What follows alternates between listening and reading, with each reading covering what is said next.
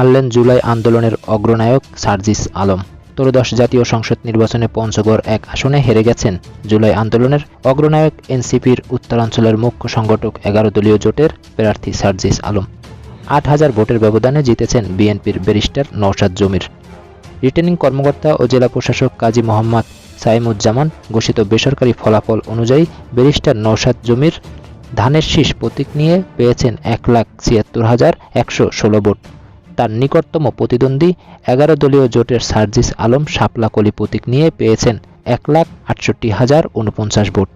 এ আসনে মোট 156 কেন্দ্রে 4,63,700 জনের মধ্যে ভোট দেন 3,54,967 জন। ভোট বাতিল হয়েছে 8,942 জনের। ভোট পড়ার পর এ আসনে মোট 156 কেন্দ্রে 4,63,700 জনের মধ্যে ভোট দেন 3,58,957 জন। ভোট বাতিল হয়েছে 8,942 জনের। ভোট পড়ার হার 77.41%। আসনটিতে গণভোটে হ্যাঁ ভোট পড়েছে 2,19,576টি, না ভোট পড়েছে 99,594টি।